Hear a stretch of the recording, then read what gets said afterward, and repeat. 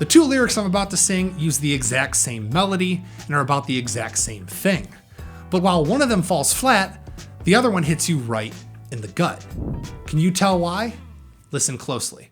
I want you to know I miss you so bad it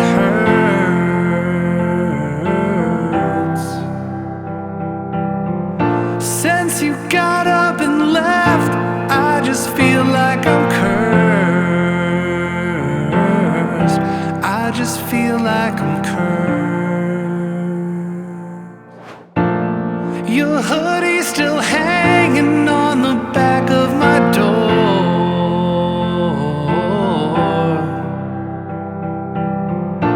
All the flowers you planted, they don't bloom anymore.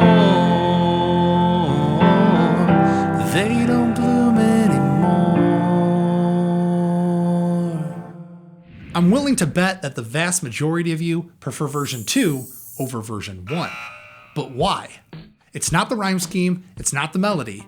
Instead, it's something I like to call the show, don't tell principle. Great lyrics paint a picture. They don't just tell the listener how to feel, they show them something real that makes them feel it too. If your song's about missing someone, don't just say, I want you to know I miss you so bad it hurts. Say something they can actually see, like, your hoodie's still hanging on the back of my door. Both lines are about the same feeling, but the first one tells them what you're feeling, while the second one makes them feel it with you. And that difference will completely change the way your lyrics land. The show don't tell principle is just one trick you can use to make your lyrics more powerful, and I've got 4 more coming up, so if this was helpful, please subscribe and hit the bell. It really helps the channel, and I truly appreciate the support. And with that, let's get into it. One of the simplest but most effective lyric structures is something I call same start, twist end. This is when you start each line the same way using a repeated phrase, and then on the final line, you flip it. That last line is the twist. It breaks the pattern, and it hits harder emotionally because your ear has gotten used to the repetition. It's actually really easy to try this. Just pick a phrase to start each line. Something like, I wish I could, or you told me, or I remember when, or maybe it's just. Whatever speaks to you. Then you want to write 3 variations of that line and break the pattern on the 4th line with a reveal, a twist, or something brutally honest. For this example, I'm going to write about anxiety, something that I deal with daily, and I know a lot of other people do too. Since this structure is all about repeating a phrase and then flipping it on the last line, I thought it'd be interesting to write it like it's about a toxic relationship, and then twist it to reveal that I'm actually talking about my anxiety. So I'm thinking about bad relationships and some of the common thoughts and feelings that one might have while being in one that could also be applicable to anxiety. You might think about leaving to find someone else. There's often a lot of manipulation and gaslighting. Feeling physically sick because it's so unstable. If we can take those concepts and apply them to our first 3 lines, we'll be in good shape. You got me thinking about finding somebody new. So we got our phrase to start each line, you got me, and we ended that line with the word new. So let's try to write our additional lines so it rhymes with that. So what are some words associated with manipulation that rhyme with the word new? Right off the bat, I'm thinking the word true, because when you're being manipulated, it's hard to know what's actually true. So that could be a good lyric. You got me wondering if anything they told me was true. We talked about feeling physically sick. So what's a good word associated with that also rhymes with new and true? There's blue, like when you feel blue. There's also flu, like catching the flu. I think either one could work. I think feeling blue is used a lot more often than the flu. And I also think feeling blue is associated more with depression rather than being physically sick. So I think flu would probably communicate the point we're trying to make better. You got me feeling so sick. I think I'm coming down with the flu. All right, we've got our opening 3 lines.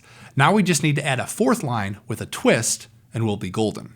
The first 3 lines definitely sound like I'm talking about a relationship, so I feel like the 4th line needs to be direct. Rather than being metaphorical as to what I'm actually talking about, I think it needs to be crystal clear.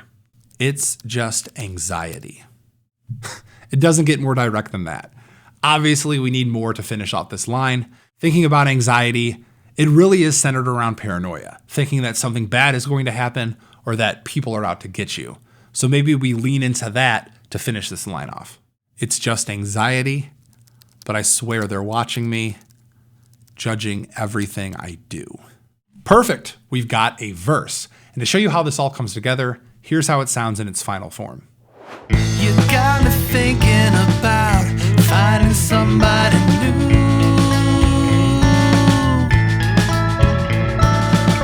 You got me wondering if anything they told me was true.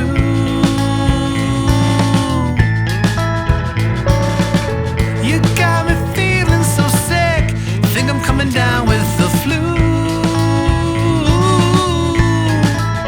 It's just anxiety, but I swear they're watching me, judging everything I do.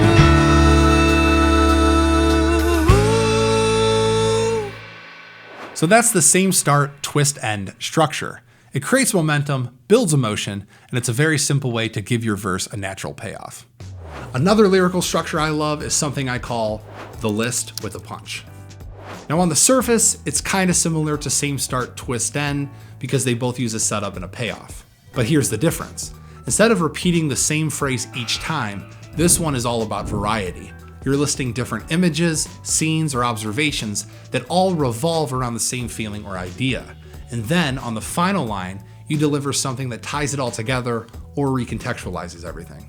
If you want to give it a try, start by listing out a few specific details. Think of the feeling or the situation or the person that you're writing about, and then come up with a series of lines that paint a picture of that world. And then on the fourth line, say something that ties it all together, something honest, revealing, or emotional. For this, we're going to keep it simple and write a playful love song. It's definitely a cliche, but there's a reason for it. Love is something that everyone around the world can feel and relate to. To get started, I'm going to make a list of some of the things I love about my wife, and we can take it from there. Her laugh, her smile, her eyes, very selfless. She's a great mother. All right, so that's enough for us to work with. Looking at the list, I think the first three really go together well because they're all associated with the face and they're simple. Writing about her selflessness or how she's a good mother is great, but those are very emotional and would probably shift the tone of the lyrics away from the playful, fun vibe I'm going for. A laugh that brightens up the room. All right, so that's our first line, and our target rhyme is room. Next on the list is smile. So what's a word associated with smile that rhymes with room? What about mood? When you smile, you're usually in a good mood, and a smile can affect other people's moods as well. A smile that puts me in the mood. Next on the list, we've got eyes. The first two lines end with room and mood, which rhyme. Now, we could continue that rhyme scheme all the way through the verse, or we can change it up. In this case, I think we'll do an AABB rhyme scheme. That's where the first and second lines rhyme with each other, and then the third and fourth lines rhyme with each other. So now, since we're on the third line, we have the ability to change the rhyme, which means we can write basically anything. Eyes that catch the morning sun. So we've got the list portion of our verse done. Now we just need the punch. The punch doesn't need to be anything crazy. It just needs to be something that ties the whole verse together. Since the lyrics we have so far highlight very specific things about my wife, I think the last line should be about my wife as a whole. The third line ends with sun, and since we're doing the AABB rhyme scheme, this last line needs to rhyme with sun. Baby girl, I swear you're the only one. Kind of a cliche line, I'll admit it, but sometimes ridiculously simple lines like that work fantastically in the context of the final song.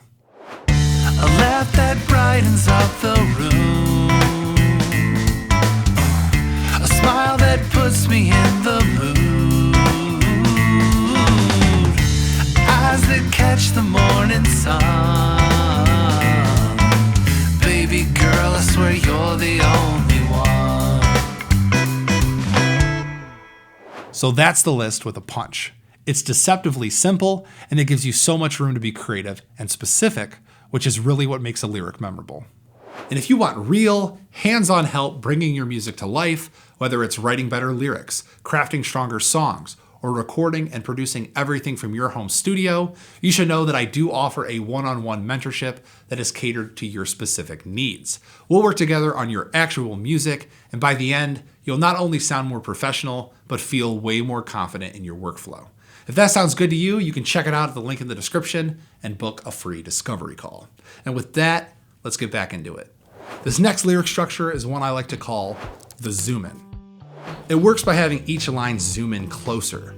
You want to start wide with something big, vague, or general, and then each line gets more and more specific, more intimate, until the last one hits you right in the gut.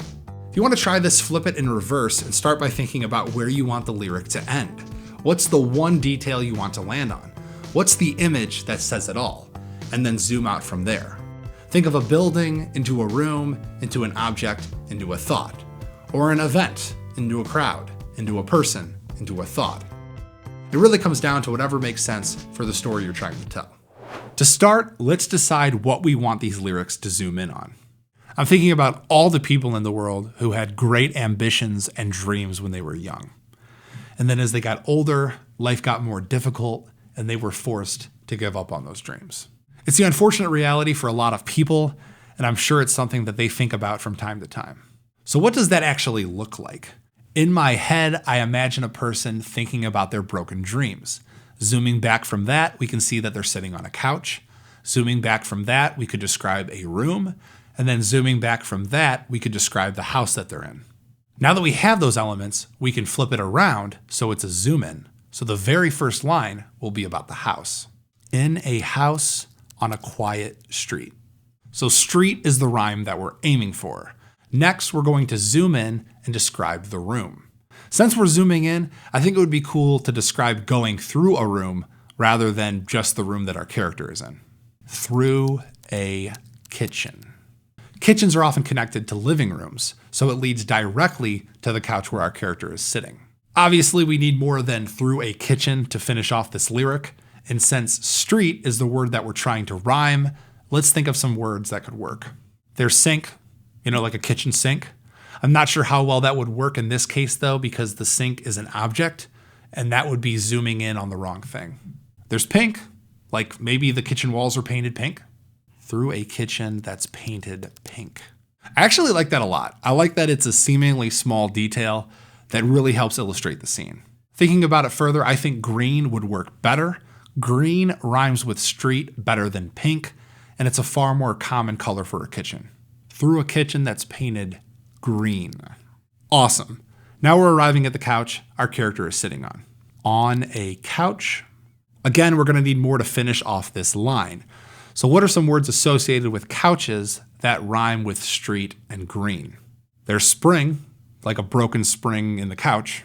Again, I don't think that will work well because we're zooming in on the wrong thing. What about think? After all, he's on the couch thinking. It's simple, but it makes the most sense. On a couch, you sit and think. All right, now we just need to describe what he's thinking about, and it's his broken dreams. And dreams rhymes with street, green, and think, so this line practically writes itself. All about your broken dreams. And there's our verse. Here's how it might sound in a final recording. In a house on a quiet street, through a kitchen that's painted green, on a couch you sit and think, all about your broken dreams.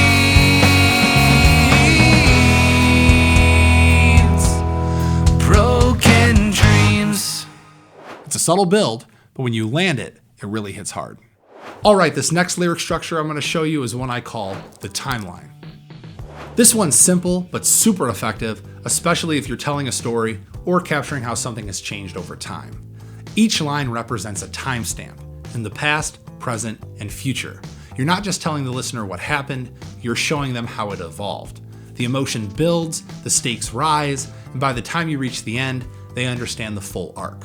If you want to give it a try, start by anchoring your lines in time. Think about key moments, a beginning, a middle, and an end. What happened? What changed? What's going on now? And what will happen in the future? For these lyrics, I'm thinking about something I'm sure all of you can relate to. How many of you had really close friends when you were a kid? And then over time, you slowly drifted apart and saw less and less of each other until one day you were pretty much complete strangers. It's a really sad thing to think about, but it's also interesting. So I think that's what I'll write my verse about. When we were kids, we used to play out in the pouring rain. Nice. That lyric is clearly describing the past, which is great. For the second line, I think I'm going to stay in the past so we can build up the relationship a little bit more, which will make it a bit more devastating when everything falls apart in future lines. That first line ends with rain, so what's a word that rhymes with it that could also describe a relationship? There's change. Relationships tend to change over time, especially this one, so I think that would work well. So inseparable, we swore we'd never ever change.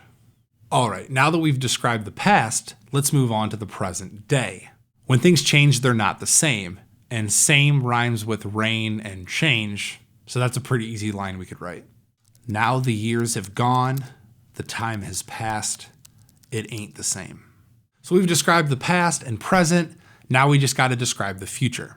So what are some words we could use that rhyme with rain, change, and same?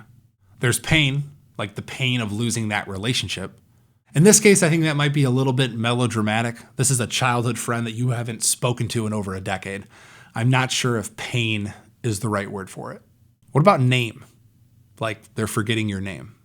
And by tomorrow, I swear you won't even remember my name. And boom, there's our verse. When we were kids, we used to play out in the pouring rain. So inseparable, we swore we'd never ever change. Now the years have gone, oh the time has passed, it ain't the same. And by tomorrow, I swear you won't even remember my name. This one works really well with narrative songs or any lyric where evolution is the point. And when it lands, it brings the whole story into focus. Once your song is written, it's time to record. And if vocals are the part that you struggle with, then you should check out this video right here, where I walk you through the 6 steps you can follow to record perfect vocal takes every single time. Thank you so much for watching, and I'll see you in this video.